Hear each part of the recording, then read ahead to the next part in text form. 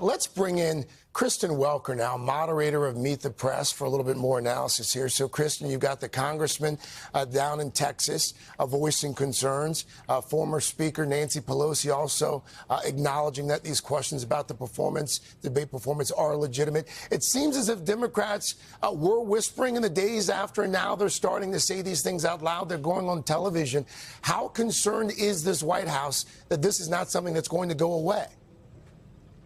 There are deep concerns, Craig, and this is just an unprecedented moment with the president, frankly, facing more pressure by the day. Look, Democrats, as you say, they've defended President Biden over concerns about his age, but things clearly changed since the debate. There's just been a wave of panic within the party based on my conversations. And it is significant that those cracks are starting to emerge that you just saw Gabe map out. But the question is, will the pressure be enough for the president to step aside? Here's what I'm looking for, Craig. What happens to polling in the coming days and weeks? Do donors start to abandon the president?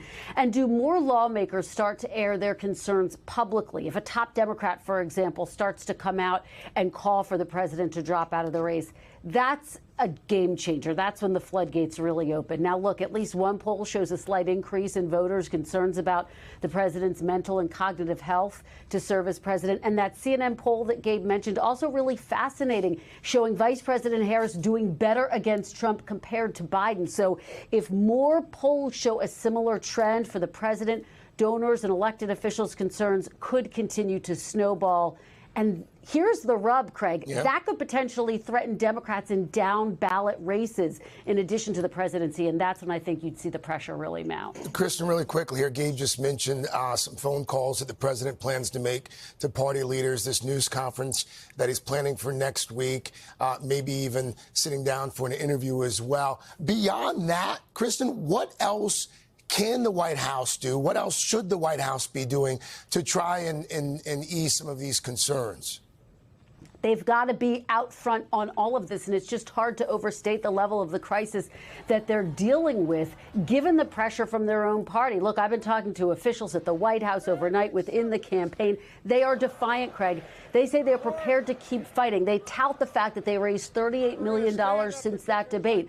And you'll see today that all-staff meeting at the White House. The president himself will be addressing governors, addressing their concerns all across the country. The campaign plans to make him more visible, as you said. And then look for this, Craig. Look for them to really start to focus on that immunity decision in the Supreme Court, which essentially expanded presidential powers to make their case, to make the president's case that former President Trump would be more dangerous in a second term, that he's been emboldened by this decision. Will the strategy be enough? Polls show that the top issue for voters, still the economy, still the border, not the issue of democracy, although it still is an important one. So this is just a pivotal moment that we are watching, Craig. Indeed.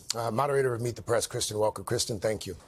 Hey, thanks for watching. Don't miss the Today Show every weekday at 11 a.m. Eastern, 8 Pacific on our streaming channel, Today All Day. To watch, head to today.com/allday or click the link right here.